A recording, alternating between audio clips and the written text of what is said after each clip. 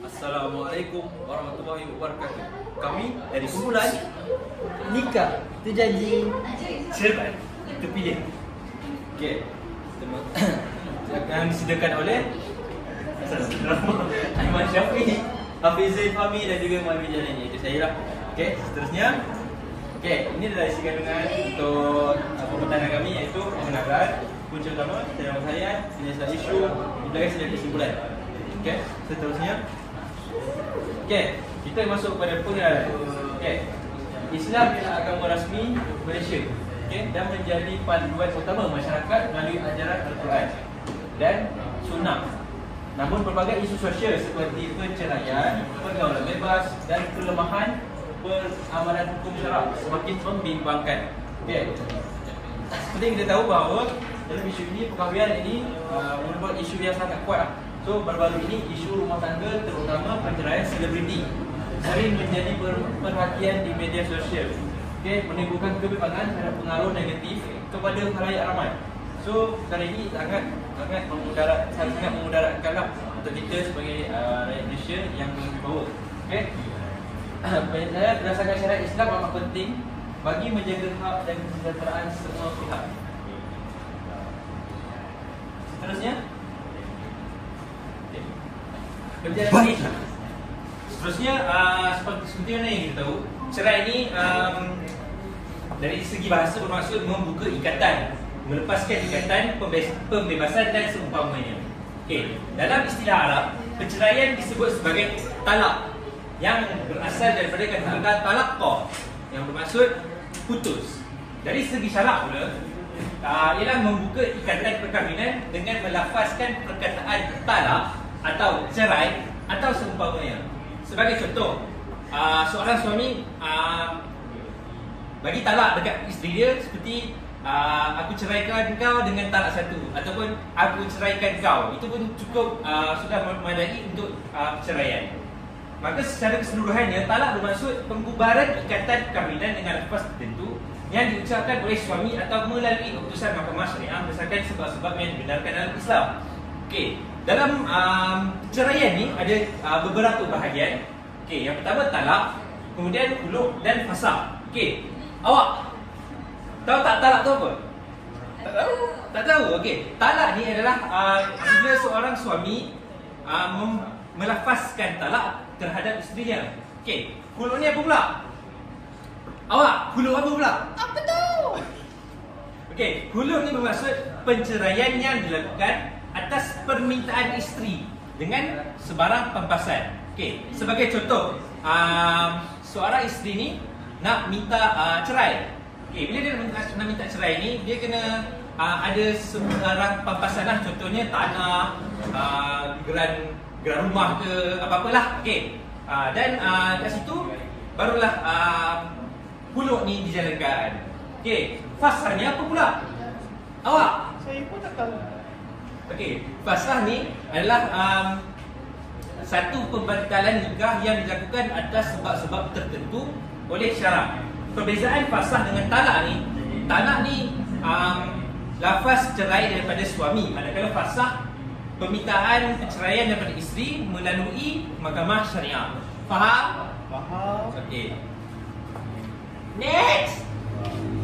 Okey, seterusnya kita masuk kepada punca utama isu perceraian. Okey, punca utama ni ada banyak. So, tapi yang paling ketara sekali ialah dari segi faktor kewangan. Okey, seperti kita tahu, faktor kewangan ni amat berleluasa di dalam negara kita sekarang. Sebab apa? Sebab kita orang ada duit, ada semuanya. Okey, faktor kewangan. Okey, itu kegagalan suami memberi nafkah, kos hidup yang tinggi dan tekanan dari hutang. Okey, dari segi faktor ini, dia sangat membebankanlah untuk pihak kami, pihak lelaki untuk berfikiran waras, kerana dengan sekarang ini kita sangat tertekan. Kita dapat tertekan hidup kerana kita tertekan dengan jumlah bayaran, bila nak bayar dan sebagainya. Okey, pendapatan yang tidak mencukupi, sikap yang sampai level dalam menjaga keperluan asas keluarga, dan keutamaan yang diberikan bukan kepada keluarga, tapi diperhatikan untuk diri sendiri seperti hiburan, hobi, sosial dan sebagainya. So, apabila kita sebagai lelaki ni, kita nak ni berfikirlah dahulu sebelum melakukannya, kerana kita perlulah membahagikan hati isteri dulu, baru kita bahagikan keluarga. Okay? Pak, bukanlah kepada keluarga, belajarlah perkara kewangan kita kepada keluarga dahulu. Okay? Seterusnya, sekiranya tidak mampu mengalas tanggungjawab dalam memberi nafkah kepada keluarga, para suami digalakkan untuk tidak berkahwin kerana perkara ini amat-amatlah merisaukan untuk perkawinan mereka. Seterusnya, okay, punca utama iaitu dalam surah At-Taubah ayat 7 yang bermaksud hendaklah orang yang mampu memberi nafkah menurut kemampuannya. Okay? Sesiapa yang disampaikan rezekinya maka hendaklah ia memberi nafkah dari apa yang diberikan oleh Allah kepadanya. So, apabila kita dapat rezeki, kita perlu fungsi kerana dalam rezeki kita ada rezeki orang lain juga. Mungkin jadi rezeki isteri kita atau mungkin jadi rezeki family kita atau anak-anak kita. So, itu kita perlulah sentiasa bersedekah atau sentiasa membelanjakan kepada orang yang dekat supaya kita punya rezeki itu makmur dan amanah. So, sebenarnya Allah tidak memberati seseorang melainkan sekadar kemampuan yang diberikan oleh Allah kepadanya. So, sekarang ini Allah dah memberati kan. So, Allah tidak akan melakukan bebanan yang tinggi kepada kita sebagai umat Islam kerana Allah faham apa yang kita mampu dan apa yang kita tidak mampu. So, kat situ kita tahulah yang selagi Allah bagi ujian dekat kita, maksudnya kita mampu untuk mengalasinya. Okay? Cuma kita perlu cari macam mana cara untuk kita galas, cara nak selesaikan masalah itu. Okay? Seterusnya, orang-orang yang dalam kesempitan, hendaklah ingat bahawa Allah akan memberikan kesenangan sudah berlaku di besar. Okay. Sebab kita patah, sebab datangnya hujan mesti ada pelangi. So kat sini, apabila kita dapat suatu kesusahan, sabar, kita tanggungjawablah atas hujan tersebut, kita dapatlah perkara yang manis-manis di hujungnya. Contohnya macam kita belanjakan gaji kita kepada family kita atau nasi kita. So hasilnya kita akan dapat kebahagiaan lah. Isteri ceria, anak happy dan juga family tu akan jadi bahagia. Okay, itu adalah part utama lah. Okay, itu adalah maksud dari surah ayat At-Taubah ayat 7. Okay, Seterusnya kita beralih pada implikasi dalam perceraian inilah ada. Okay, pertama sekali implikasi utama perceraian akibat masalah kewangan ini ialah peningkatan kadar kemiskinan dalam masyarakat. Kenapa kadar kemiskinan dalam masyarakat meningkat? Kerana apabila ibu dan ayah bercerai, maka kesukaran untuk dalam pendapatan itu terbahagi. Jadi ibu atau bapa tunggal mungkin mengalami kesukaran ekonomi. Jadi apa yang jadi bila ibu dan bapa ini mengalami masalah kesukaran ekonomi?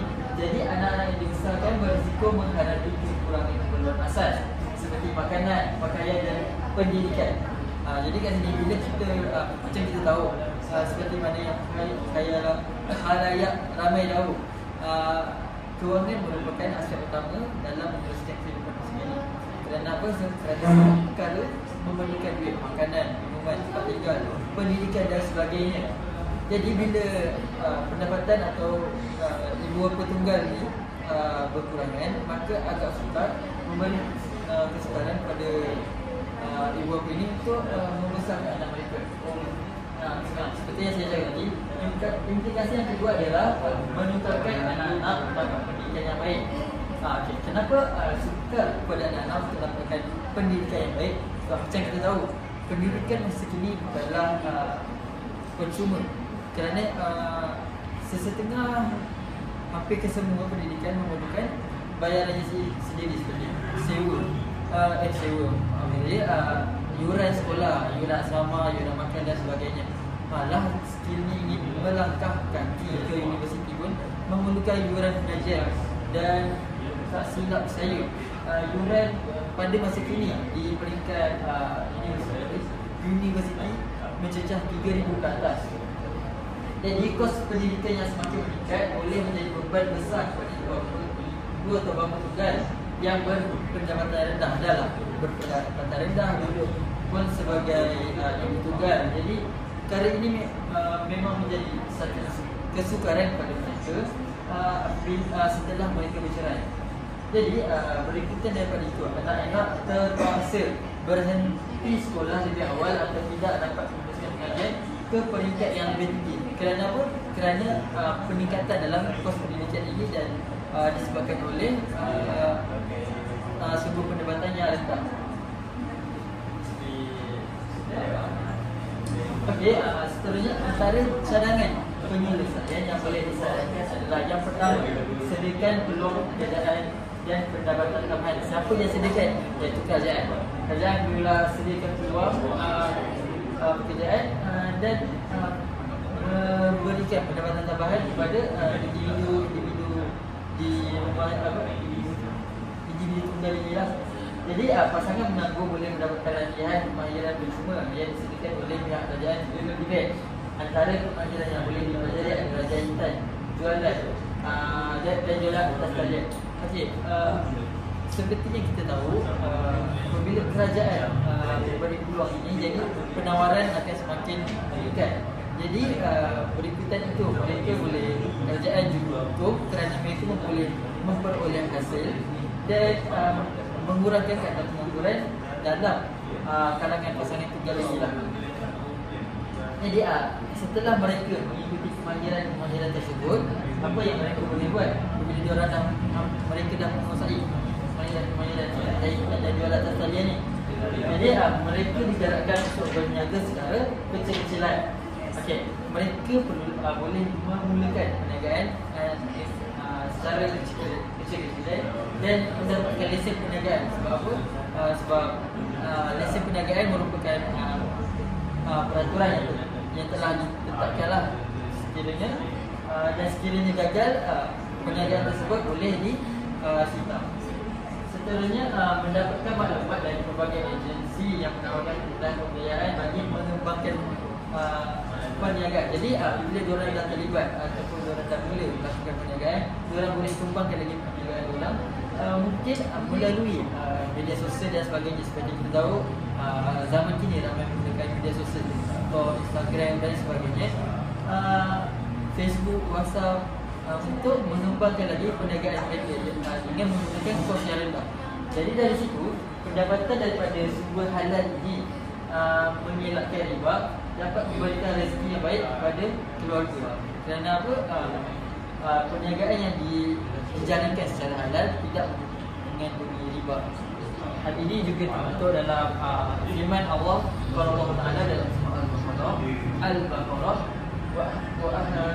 wa ahallallahu bai' wa harama riba. Apa maksud dia? Maksud dia padahal Allah telah menghalalkan jual beli, berniaga dan mengharamkan riba. Surah Al-Baqarah ayat 235.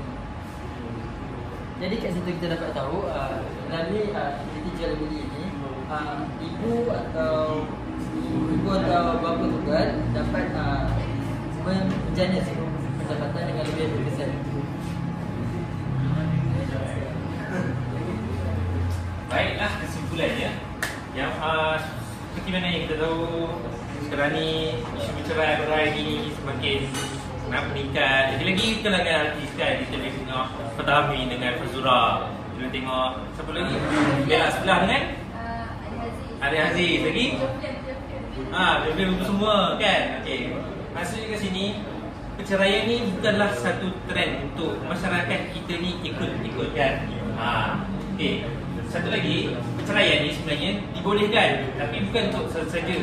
Dia kena adalah ada sebab yang tertentu, adil dan ikut syariat. Kalau setakat berbalah mulut suami isteri, tak perlulah sampai cerai. Cukuplah dengan cakap dia dulu. Okey. Macam mana tadi kita nampak tadi, punca utama antaranya ialah tekanan kewangan. Yang mana sama ada dari suami atau isteri, bila tekanan kewangan ni dia akan mengganggu ekonomi keluarga dan boleh mengganggu juga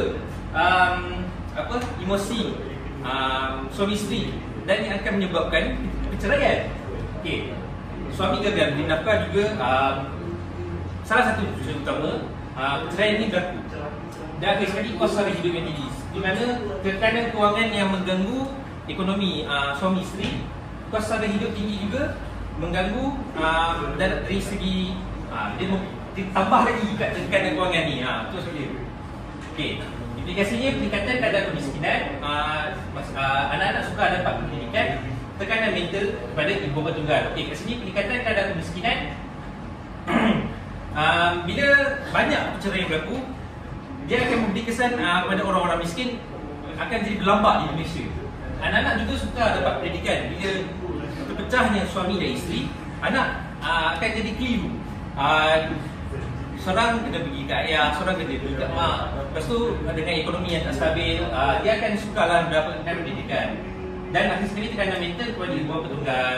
Okey, bagi cadangan penyelesaian ialah menyediakan peluang pekerjaan, latihan kebayaran dan berniaga kecil-kecilan. Yang mana menyediakan peluang pekerjaan ni, kerajaan boleh bantu memberi inisiatif kepada para ibu bapa tunggal.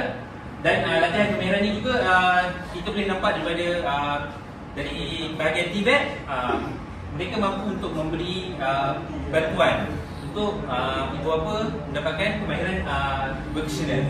Dan akhir sekali berniaga kecil-kecilan, mulalah dari modal yang kecil tetapi tetaplah berniaga benda yang halal. Maka dalam pada itu kita dapat mengurangkan kadar perceraian yang mana ia akan membina masyarakat yang lebih stabil di Malaysia. Sekian itu sahaja daripada kami. Assalamualaikum warahmatullahi wabarakatuh.